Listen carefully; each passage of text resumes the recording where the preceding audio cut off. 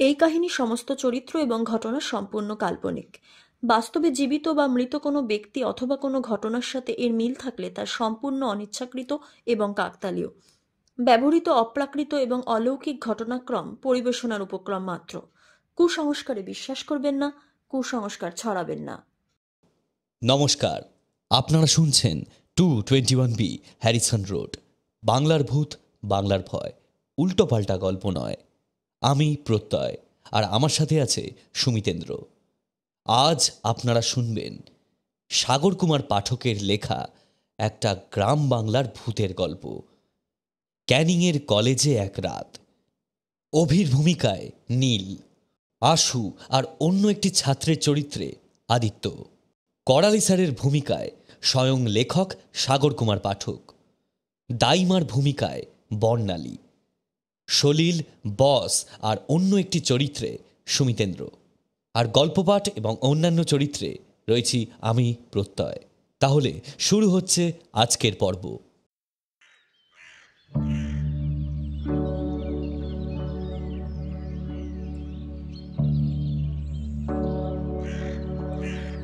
ফেব্রুয়ারি মাসের শেষ প্রায় হতে চলল, কিন্তু এখনই গরম পড়তে শুরু করেছে। তবে সকালের দিকের আবহাওয়াটা হাসনাবাদের এই প্রত্যন্ত মাকালগাছা গ্রামে বেশ মনোরম।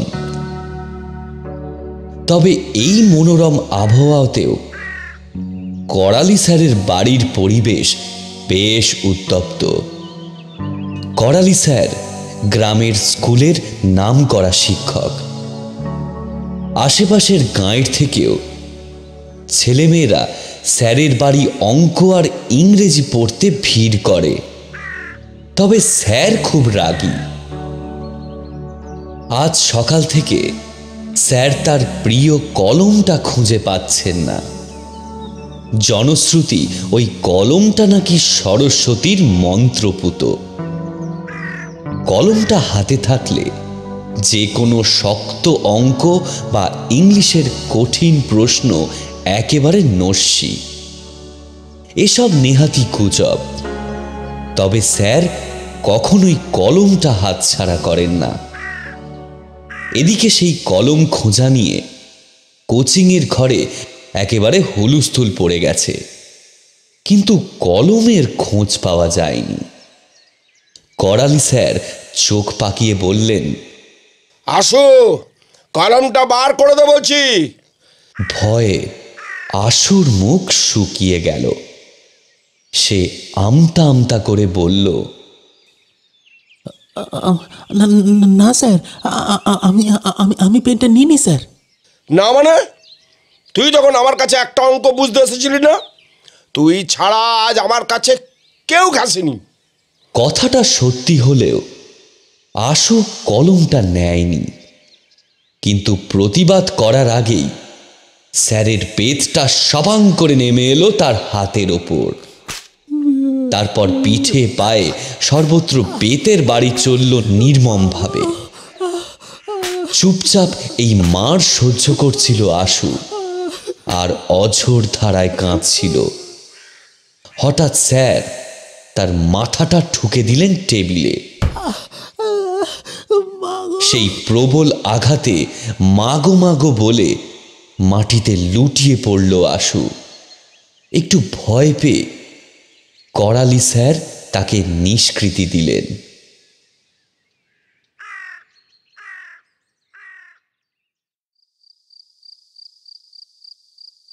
কোচিং ছুটি দিয়ে বাইরের ঘর থেকে নিজের ঘরে এসে তার চোখ পড়ল বিছানার তলায় মেঝেতে পড়ে রয়েছে তার প্রিয় কলমটা।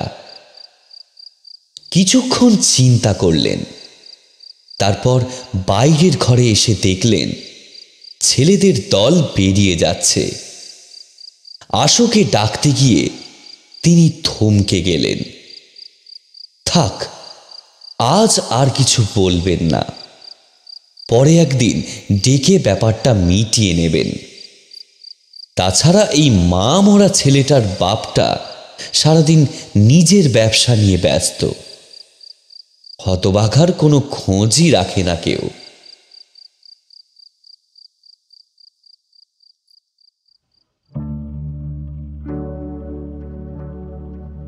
প্রচণ্ড মার খেয়েও পরের দিন আশু স্কুলে গেল। আসলে বাড়িতে চাকর মাধুদা ছাড়া কথা বলার কেউ নেই। স্কুলেও যে তার অনেক বন্ধু আছে এমন নয়, তবু সময়টা ওই আর কি কেটে যায়। তবে আজ স্নান করতে গিয়ে খুব কষ্ট হয়েছিল আশুর। সারা গায়ে বেতের বাড়ির দাগে জল পড়তেই জ্বালা করে উঠছিল তার।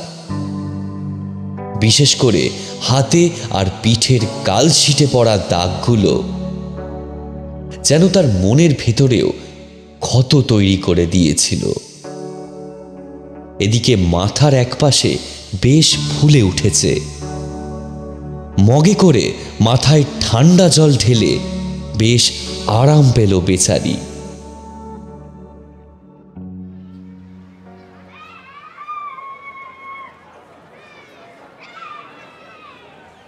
স্কুলে গিয়ে আশু দেখল তাকে নিয়ে আড়ালে আবডালে ফিসফিস করে কথা হচ্ছে।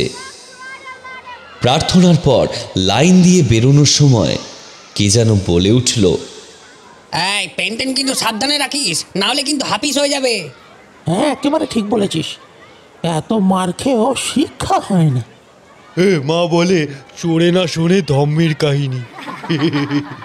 আশু চুপচাপ ক্লাসে গিয়ে লাস্ট বেঞ্চের কোণে বসল। টিফিনের পর থেকেই জ্বর জ্বর লাগতে তার শুরু করলো। একজনের গায়ে তার গাটা স্পর্শ হতেই সে বলে উঠল, তোর গা তো জ্বরে পুড়ে যাচ্ছে রে ভাই। সে কোনো উত্তর দিল না।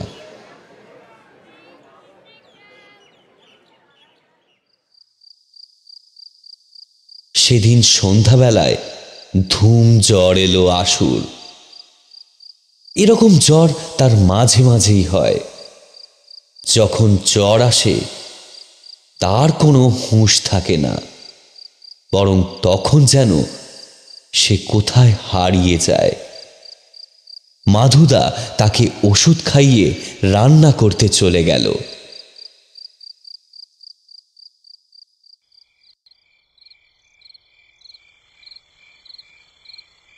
গভীর রাত। জল ছাড়তে হ্যারিকেন হাতে বাইরে এলেন করালি স্যার। তার বাথরুমটা উঠোন পেরিয়ে বাগানের ভেতরে।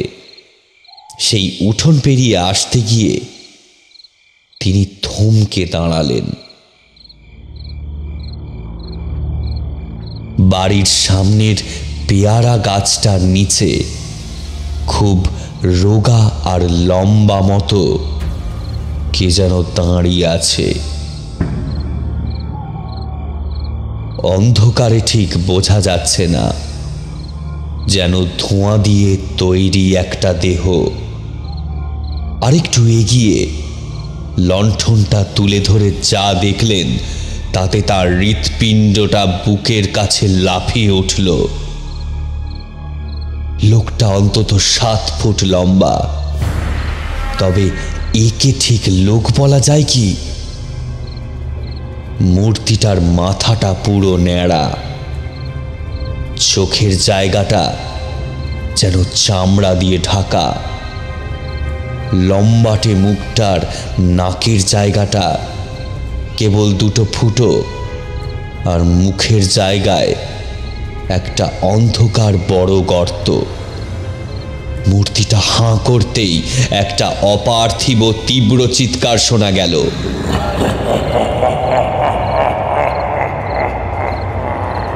যেন সে প্রবল আক্রোশ জানিয়ে কিছু বলতে চাইছে। আচমকা লোকটা তার হাতটা উপরে তুলে একটা বড় পেয়ারার ডাল মরমর করে ভেঙে আনলো। তারপর কিছু বুঝে ওঠার আগেই সেই ডালটা সপাত করে বসিয়ে দিল তার হাতে। মারাত্মক আঘাতে করালি স্যার মাটিতে পড়ে গেলেন। তারপরেই তার পিঠে ঘাড়ে সেই পেয়ারার ডালের আঘাত মুহুর্মুহু পড়তে লাগলো। এমন সময় একটা বড় নখওয়ালা লম্বা ঠান্ডা হাত তার ঘাড়টা ধরে হিড়হিড় করে টেনে নিয়ে যেতে লাগলো। তিনি বাধা দেওয়ার চেষ্টা করলেন, কিন্তু বুঝলেন এই দানবিক শক্তির সামনে তিনি অসহায়।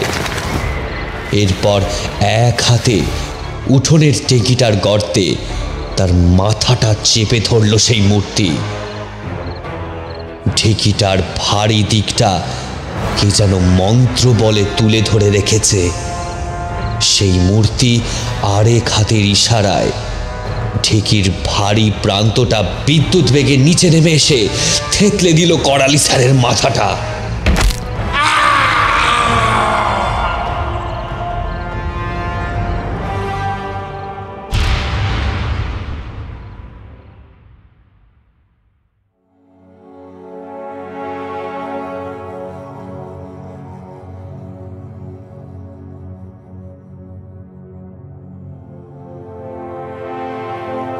পরদিন সকালে স্কুল ছুটি হয়ে গেল, কারণ করালি স্যারকে কাল রাতে কেউ বা কারা যেন নৃশংসভাবে খুন করে দিয়ে গেছে। আজ সবকিছু কেমন অন্যরকম লাগছে আশুর। সারাদিনে কেউ তার সাথে একটাও কথা বলেনি। সকাল সকাল গ্রামের অনেকে এসে বারবার তার বাবার সাথে কথা বলে গেছে। আশু দেখেছে তার বাবার মুখ গম্ভীর, মধুদার মুখটাও কেমন যেন থমথমে। সেদিন বিকেলেই নিঃসন্তান মাসি মেশো তাকে নিয়ে চলে গেল ক্যানিংয়ে নিজেদের বাড়িতে। এখানে তার ভালো করে দেখাশোনা হচ্ছে না, প্রায় শরীর খারাপ আর জ্বর লেগে রয়েছে। বাবার উপর এক বুক অভিমান নিয়ে সে মাসি মেশোর সাথে ক্যানিং রওনা দিল। শুধু বুড়ি ধাইমার জন্যই ওর মনটা খারাপ হয়ে গেল, না হলে এই মাখালগাছা গ্রামে তার খোঁজ কেউ রাখে না।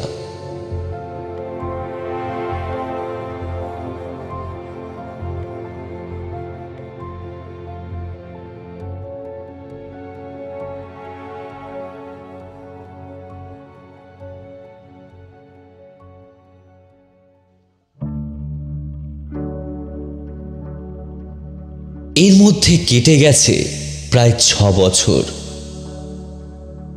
সেই ঘটনার পর মাসি মেশোর কাছেই খুব যত্নে আর ভালোবাসায় আস্তে আস্তে মানুষ হয়ে উঠেছে আশু। কিন্তু ঠিক আশুর কলেজে ভর্তি হওয়ার সময় তার মেশোর বদলি হয়ে গেল বাইরের রাজ্যে। অগত্যা কলেজের ঠিক পাশেই একটা হোস্টেলে থাকার আশুর ব্যবস্থা হলো। আজ তার প্রথম দিন। 2 দিন আগে মেশো মাসি সব ব্যবস্থা করে দিয়ে বিদায় নিয়েছে। তবে ইতিমধ্যেই আরো 2 জনের সাথে পরিচয় হয়েছে আশু। এই 2 জন তার রুমমেট। একজনের নাম অভি আর অন্যজন সলিল। অভি সায়েন্সে ভর্তি হয়েছে আর সলিল বিএতে। সলিল তার মতোই চুপচাপ, কিন্তু অভি বেশ ডাকাবুকো টাইপের। এসেই হাঁকডাক করে রুম পরিষ্কার করিয়ে বিছানাপত্তর জোগাড় করে ফেলেছে একা একাই।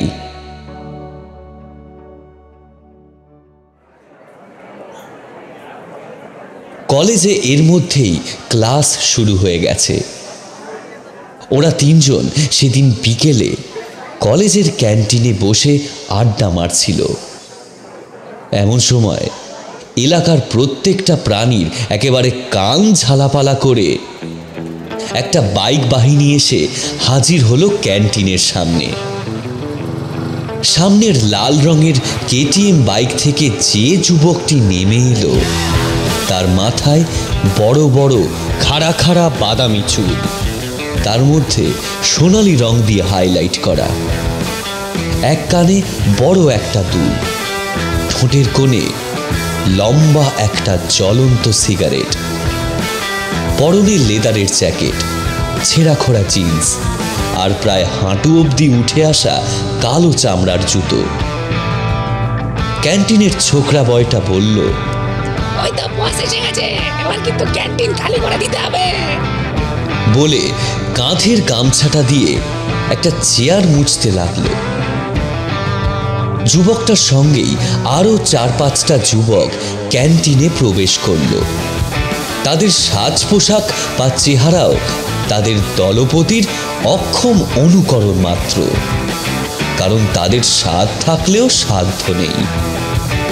ক্যান্টিনে আরো যারা উপস্থিত ছিল তারা ক্যান্টিন খালি করে বেরিয়ে যাচ্ছিল দেখে ওরাও বাইরে বেরিয়ে এলো। যদিও অভির এতে আপত্তি ছিল, কিন্তু সলিল প্রায় এক প্রকার টেনেই ওকে ক্যান্টিনের বাইরে বার করলো। বাইরে ততক্ষণে অন্যান্য ছেলেপুলেরা মিলে কানাকানি শুরু করে দিয়েছে।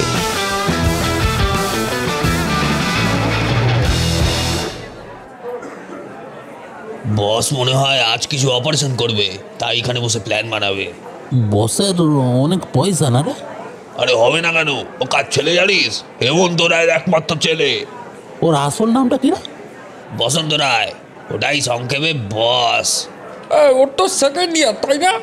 হ্যাঁ, 3 বছর ধরে। ওই কলেজের জমি খান নাকি ওর ঠাকুরদার দান করা, তাই তো ওর ঠাকুরদার নামেই কলেজটা। আমি তো শুনেছি যে ওই কলেজের আশেপাশের সব জমি নাকি এককালে ওদের ছিল, ওরাই এখানকার জমিদার নাকি, ওরকম কি একটা ছিল আর কি। এই যে বাজার, দোকানপাট, বাজারহাট সবই ওদেরই জমি ছিল। তাই তো বসের দলবল যখন তখন হোস্টেলে হানা দেয়, যখন তখন দোকানগুলো থেকে হপ্তা তোলে। ওর বাবা তো শুনলাম এবারে নাকি ইলেকশনে দাঁড়াবে। অভি এবার ওদের তাড়া দিয়ে বলে যে এসব পিএনপিসি না শুনে হোস্টেলে ফিরতে।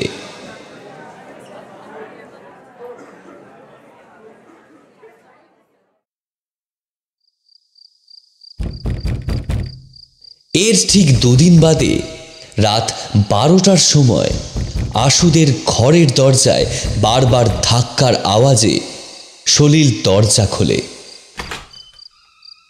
দেখে দরজায় বসের দলের একটা ছেলে দাঁড়িয়ে। বলছি বস ডেকেছে, ছাদে চল।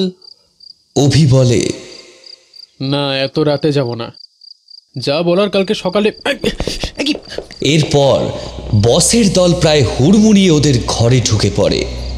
ওদের 3 জনকে টানতে টানতে 3 তলার ছাদে নিয়ে যায়।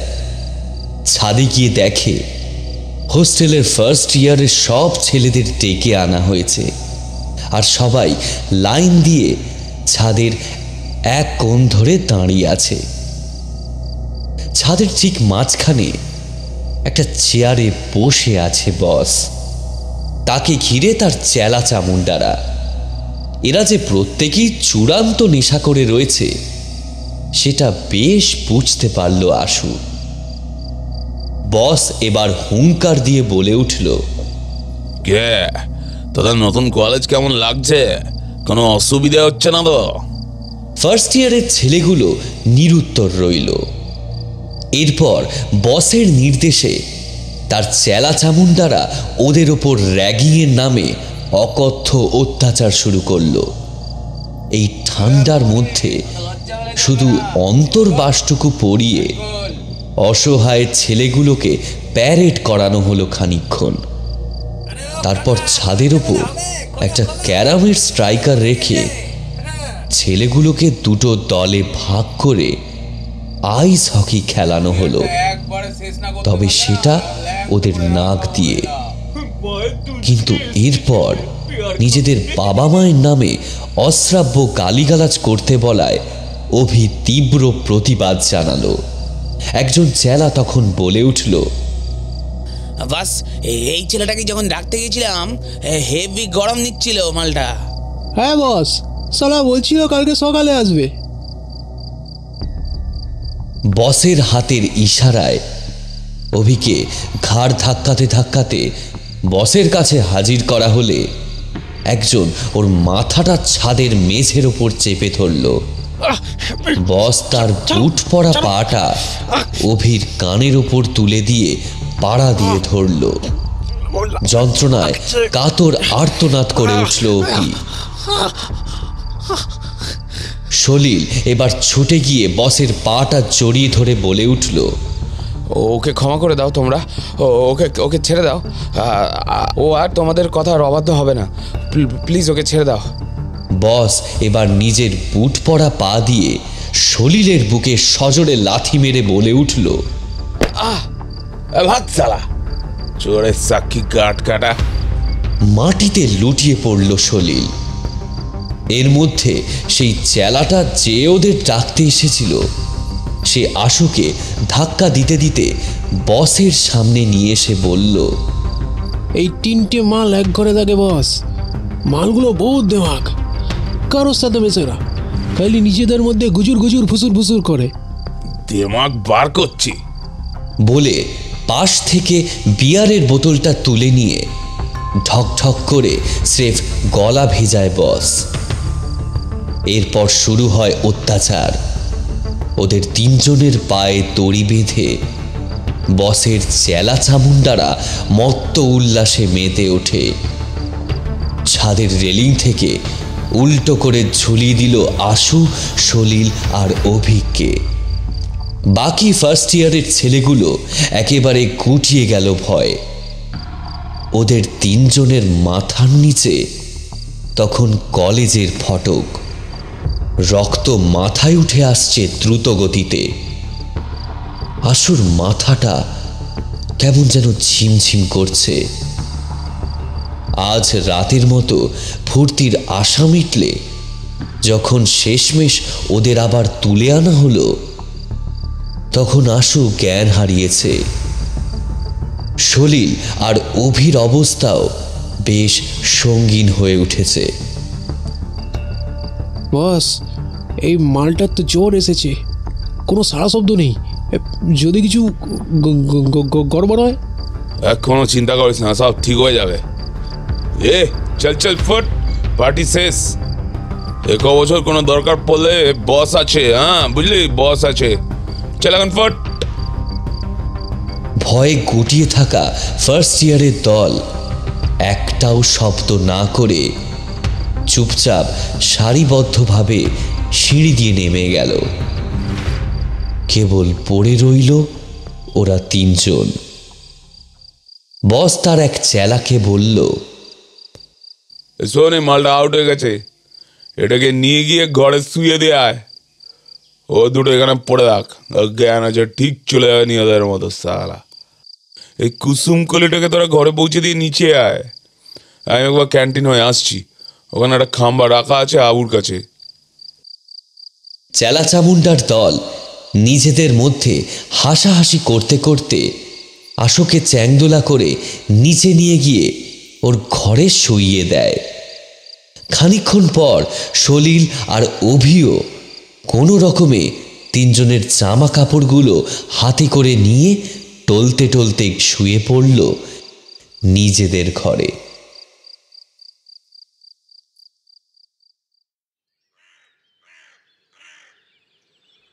পরদিন সকালে আশু বাকি 2 জনের জন্য চা এনে ডাকল। ওরা অবাক হয়ে গেল আশুকে দেখে, যেন কাল রাতে কিছুই হয়নি। তবে আরো অবাক হওয়া বাকি ছিল ওদের। ওরা খেয়ে দিয়ে নিচে নেমেই থমকে গেল। কলেজে প্রচুর লোকের ভিড়, সামনে পুলিশের জিপ হাজির। কাল রাতে নাকি বসকে কেউ কলেজের ছাদ থেকে উল্টো করে দড়ি দিয়ে ঝুলিয়ে দিয়েছে। তার পরনে শুধু একটা ড্রয়ার। তবে ভয়ঙ্কর ব্যাপার হলো বসের মাথাটা কেউ যেন মুছড়ে 180 ডিগ্রি ঘুরিয়ে দিয়েছে। এদিকে বসের এই মর্মান্তিক পরিণতি হলেও কলেজের অনেকেই বেশ খুশি হলো। তার চেলা চামুন্ডাদের কাউকেই সকাল থেকে খুঁজে পাওয়া যাচ্ছে না। তবে কাল থেকে অনেক রাতে হোস্টেল থেকে বেরিয়ে বসকে কলেজের দিকে আসতে দেখেছে দোকানদার। সে রাতে তার দোকানেই শোয়, তবে কাল রাতে জানালা দিয়ে দেখে তার মনে হয়েছিল বস যেন নিজে থেকে হাঁটছিল না, কেউ যেন তাকে টেনে নিয়ে যাচ্ছিল, কিন্তু তার সাথে কাউকে দেখতে পায়নি সে।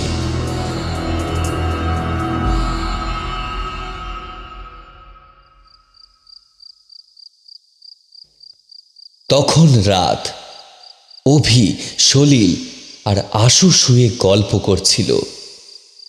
অভি বলল, আচ্ছা, আমাদের বাড়ি তো না হয় দূরে, তাই জন্য হোস্টেলে থাকি, কিন্তু তুই হাসনাবাদের বাড়িতে না থেকে এই ক্যানিংয়ের হোস্টেলে থাকিস কেন?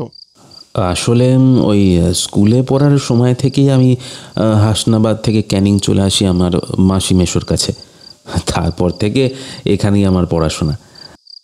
আসলে কি বলতো, বাড়িতে বাবা ছাড়া কেউ নেই, আর বাবা সারা দিন তোর ওই ব্যবসা নিয়ে ব্যস্ত থাকতো। সলিল বলল, শুধু এই জন্যেই চলে এলি? শুধু এই জন্য নয়, আসলে ওই সময় আমার খুব শরীর খারাপ হতো, প্রায় জ্বর আসতো আমার, আর সেই সঙ্গে কিছু অদ্ভুত ঘটনা ঘটতো। যদিও সেসব আমার কিছুই মনে থাকতো না, আমি পরে দাইমার কাছে শুনেছি। দাইমা? সেটা আবার কে? দাইমা আমাদের মাকালগাছা গ্রামের একজন বুড়ি। নদীর ধারে একটা কুঁড়ে ঘরে একলা থাকে, তিন কুলে কেউ নেই ওর। তবে এই জানিস, আমাদের গ্রামের কারোর বাচ্চা হলেই ওর ডাক পড়তো। আমিও জন্মেছি ওর হাতে। আমার জন্মের পরেই আমার মা মারা যায় আর কি। তো আমাদের বাড়ির চাকর মাধুদার কাছেই আমি ছোটবেলা থেকে মানুষ হয়েছি। শুধু দাইমার কাছে খেলে আমি আদর যত্ন পেতাম। বুড়িও আমায় খুব ভালোবাসতো জানিস, একেবারে নিজের নাতির মতো যাকে বলে। ওসব ছেড়ে আসল কথায় আয়। দাইমার কাছে কি শুনেছিলিস সেটা বল না। দাইমা বলতো যে কেউ আমার ক্ষতি করার চেষ্টা করলে সে নাকি উচিত শিক্ষা পায়। কিরকম? এই একটু খুলে বল না রে বাবা। আমি তখন খুবই ছোট, ওই 4-5 বছর বয়স হবে। বিকেলবেলা একদিন পুকুরের ধারে দাঁড়িয়েছিলাম। আমি তখন সাঁতার জানতাম না, বুঝলি। এমন সময় একটা 15-16 বছরের ছেলে হঠাৎ আমায় ধাক্কা মেরে পুকুরে ফেলে দিয়েছিল। আমি টাল সামলাতে না পেরে একেবারে পুকুরের জলে বেশ কিছুটা নাকানি চোবানি খাওয়ার পর যখন আমায় লোকজন ডাঙায় তোলে, তখন আমি অনেকটা জল খেয়ে ফেলেছি। যাই হোক, তো সেদিন সন্ধেবেলায় আমার প্রচণ্ড জ্বর এলো। সকালে জ্বর ছেড়েও গেল আবার। তবে ওই যে ছেলেটা আমায় ধাক্কা দিয়ে জলে ফেলে দিয়েছিল, তার মৃতদেহ পরদিন সকালে পুকুরের জলে ভাসতে দেখা গিয়েছিল। কিন্তু এত রাতে ছেলেটা কী জন্য পুকুরে গিয়েছিল কেউ জানে না। কিন্তু জানিস, ওই ছেলেটা কিন্তু খুব ভালো সাঁতার জানতো। এরপরেও আরও অনেক ঘটনা আছে। বল শুনি। 10 বছর বয়সে আর একটা ঘটনা হয়েছিল। এমনিতে আমি খেলাধুলা করতাম না খুব একটা, কিন্তু একদিন মাঠের ধারে গিয়ে আমার ফুটবল খেলার ইচ্ছা হলো হঠাৎ। আমাদের গ্রামে জানিস, হীরা বলে একটা ছেলে ছিল, খুব ভালো ফুটবল খেলতো ছেলেটা, কিন্তু ও ছিল একটু মারকুটে স্বভাবের। খেলতে খেলতে আমি একবার ওর পা থেকে বল কেড়ে নেওয়ায় ও খেপে গিয়ে আমার পায়ে সজোরে ল্যাং মারলো। খুব ব্যথা লেগেছিল আমার। খোঁড়াতে খোঁড়াতে সেদিন আমি বাড়ি ফিরে এসেছিলাম। পা ফুলে ঢোল হয়ে গিয়েছিল একেবারে আমার। চুন হলুদ লাগিয়ে সারা রাত ব্যথায় আমি ছটফট করছিলাম। রাতের দিকে আমার আবার জ্বর এসেছিল ব্যথায়। পরদিন সকালে দেখি যে পা অনেকটা ঠিক হয়ে গেছে, কিন্তু মাধুদার মুখে খবর পেলাম যে কাল রাতে নাকি কেউ হীরার পাটা ধরে হাঁটু থেকে উল্টো দিকে মুচড়ে ভেঙে দিয়েছে একেবারে। সারা জীবনের জন্য ও পঙ্গু হয়ে গেছে। ও সবাইকে জানিয়েছে যে কাল রাতে নাকি একটা লম্বা ছায়ামূর্তি ওর ঘরে এসেছিল, সেই নাকি এই কাজটা করেছে। তবে গ্রামের অনেকেই ওর কথা বিশ্বাস করেনি। তবে এই ঘটনা যা ঘটতো কিছুই আমার মনে থাকতো না, পরে লোকের মুখে আমি শুনতাম। আচ্ছা, আর এরকম কিছু হয়েছে? কি জানি রে, একবার একবার খুব জ্বর হয়েছিল আমার। সেদিন করালি স্যার, মানে আমাদের স্কুলের এক মাস্টার মশাই মারা গিয়েছিল, আর তারপরেই আমি এখানে চলে আসি।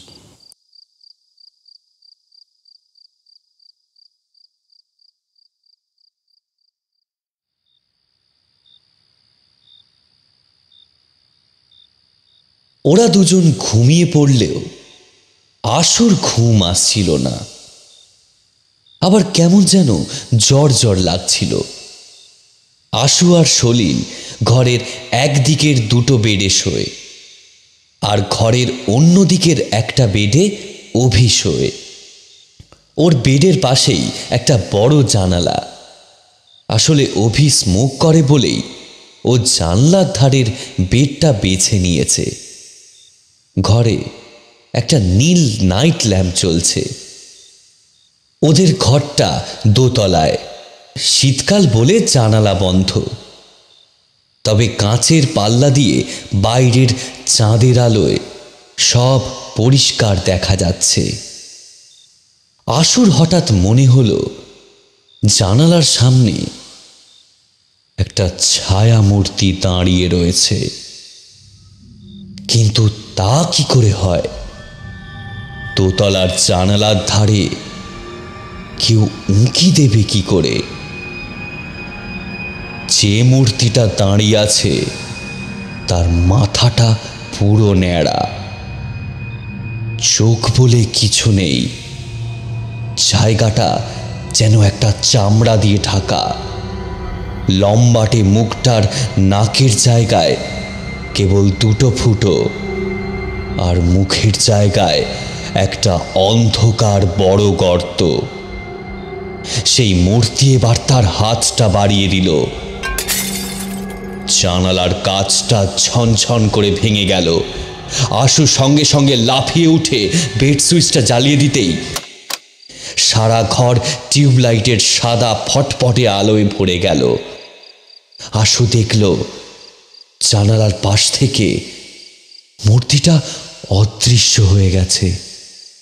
সলিল আর অভিও উঠে পড়েছে। আশুর মুখে সব শুনে সলিল কিছু একটা বলতে যেতেই অভি তার হাতটা তাদের সামনে বাড়িয়ে দেয়। তার হাতে তখন ধরা রয়েছে জানালার কাচের একটা ভাঙা টুকরো। সলিল বলে, ও মনে হয় কেউ ঢিল মেরে কাঁচ ভেঙেছে। তুই ঘুমের ঘরে ভুল দেখেছিস। আরে না রে, আমি কাল সকালেই মাকালগাছা ফিরে যাব। কেন রে? একবার দাইমার কাছে যেতে হবে। আমার আবার জ্বর আসছে। এরপর আমার আর কিচ্ছু মনে থাকবে না। অভি ব্যাগ থেকে একটা প্যারাসিটামল বের করে আশুর হাতে দিয়ে বলে, আমরাও যাব তোর সাথে হাসনাবাদে।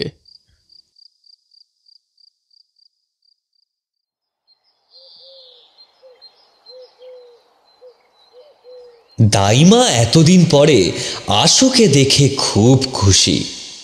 সাথে আবার তার বন্ধু বান্ধব আসায় বুড়ির আনন্দ আর ধরে না।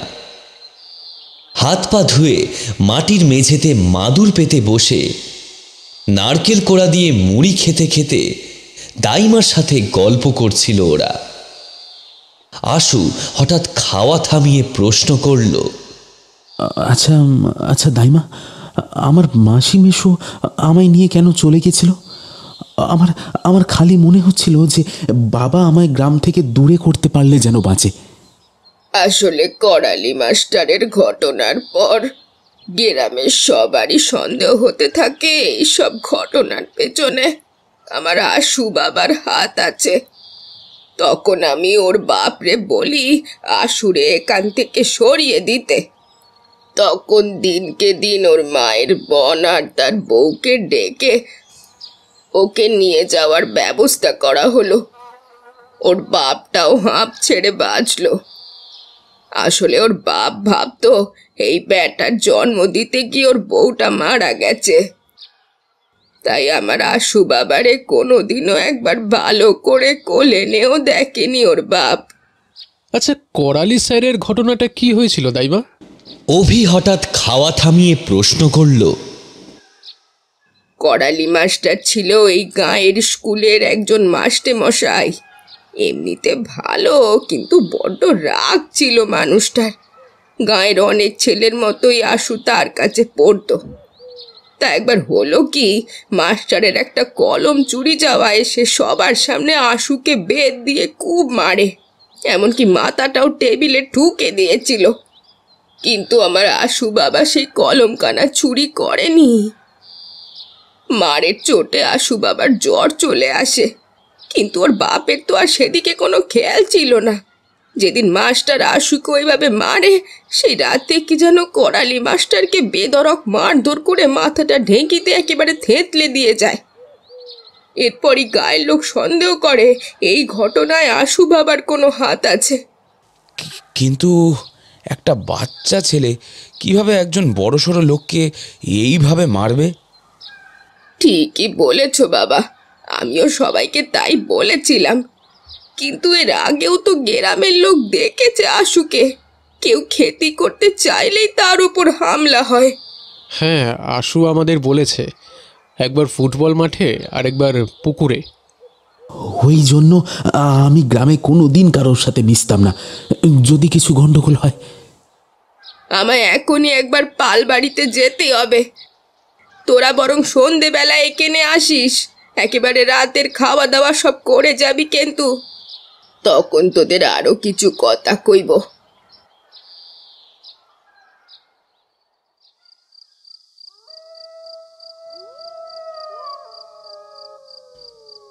রাতের বেলা খাওয়া দাওয়ার পর ওরা ঠিক করল আজ রাতটা ওরা দাইমার বাড়িতেই কাটাবে।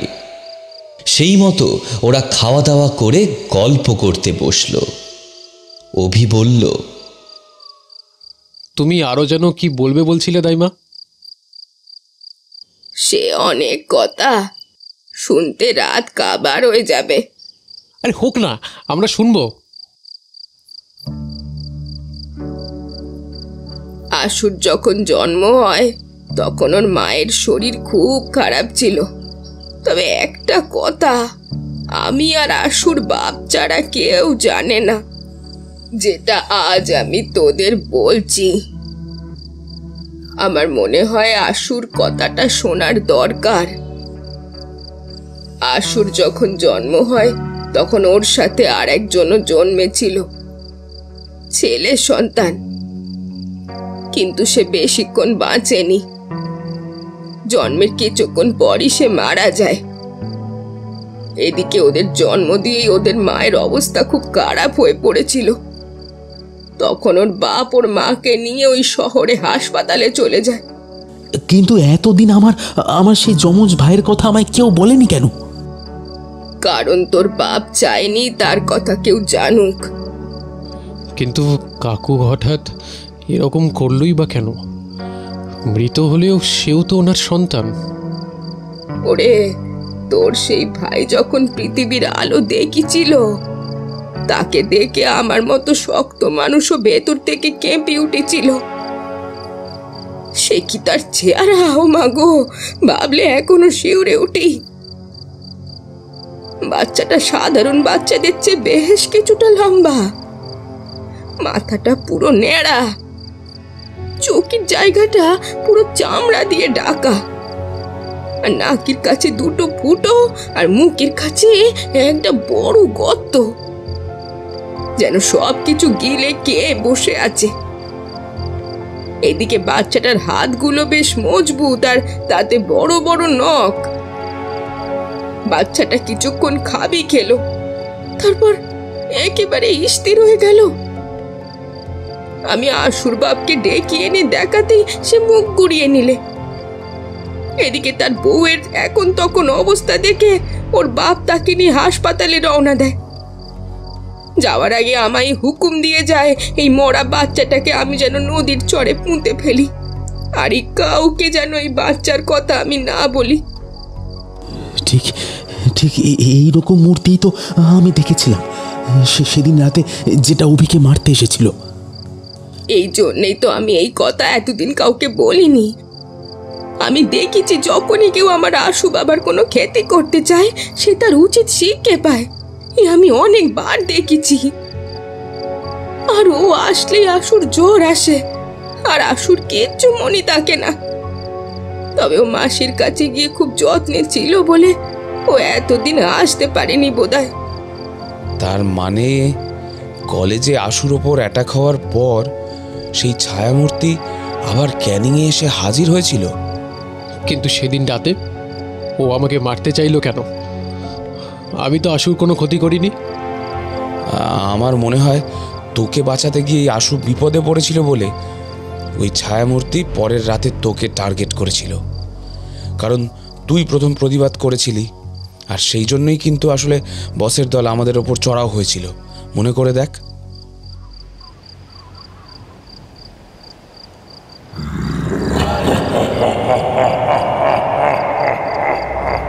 এমন সময় একটা দমকা হাওয়ায় ঘরের হ্যারিকেনটা নিভে গেল। সেই সঙ্গে একটা অপার্থিব তীব্র চিৎকার শোনা গেল। আশু টের পেল ওর আবার যেন জ্বর জ্বর আসছে। ভয়ে অন্ধকার হাতড়ে অভিকে জড়িয়ে ধরল আশু। জানালা দিয়ে আসা চাঁদের আলোয় দেখল সেই ছায়ামূর্তিটা কখন যেন ঘরে প্রবেশ করেছে। আশু এবার চিৎকার করে উঠল, কেন এসেছিস তুই? চলে যা এখান থেকে, চলে যা। আমি তোকে আর মানুষ খুন করতে দেব না, একদম দেব না। মূর্তিটা এবার তার মাথাটা একটু কাত করে আশুর দিকে তাকালো, তারপর দাইমার দিকে হাত বাড়িয়ে এগিয়ে এলো। দাইমা ভয়ে আঁতকে উঠে আশুর পেছনে আশ্রয় নিল। সলিলও তাই করল। এবার সেই ছায়ামূর্তি আর আশু মুখোমুখি, আর বাকিরা সবাই আশুর পিছনে।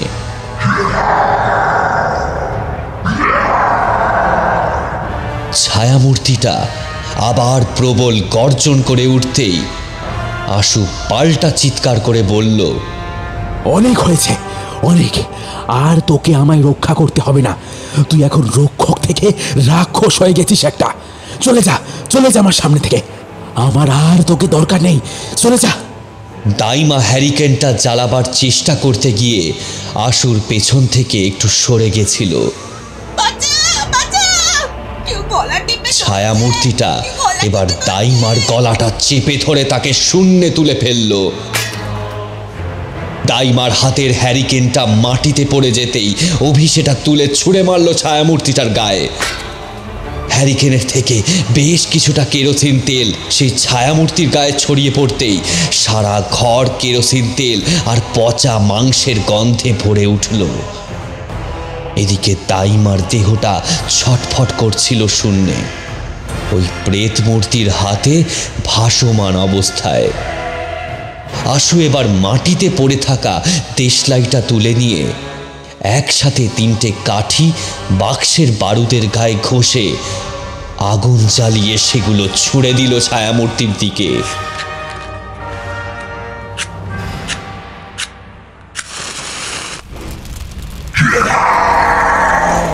সঙ্গে সঙ্গে দাউ দাউ করে জ্বলে উঠল সেই ছায়ামূর্তির দেহ। দাইমাকে ছেড়ে দিয়ে সে তখন যন্ত্রণায় চিৎকার করতে শুরু করলো। এরপর সেই জ্বলন্ত দেহটা দরজা দিয়ে বেরিয়ে টলতে টলতে এগিয়ে গেল নদীর পাড় ধরে। সলিল ততক্ষণে একটা মোমবাতি ধরিয়ে ফেলেছে। দাইমা তখন মেঝেতে কোনো রকমে উঠে বসে বলল, আমায় একটু জল দিতে পারবি? ওই দেখ, ওই কলসিতে আছে। আশু দাইমাকে জলের ঘটিটা এগিয়ে দিল। অভি আর সলিল ঘরের বাইরে বেরিয়ে দেখল কিছুটা দূরে নদীর ধারে এক জায়গায় একটা ঢিবির মতো একদলা মাটির মণ্ড দাউ দাউ করে চলছে। সেই লালচে আগুনের আভায় দেখা গেল একটা কালো পাকানো ধোঁয়া একটা লম্বা মানুষের আকৃতি নিয়ে সেই অগ্নিকুণ্ড থেকে বেরিয়ে ক্রমশ বাতাসে মিলিয়ে যাচ্ছে।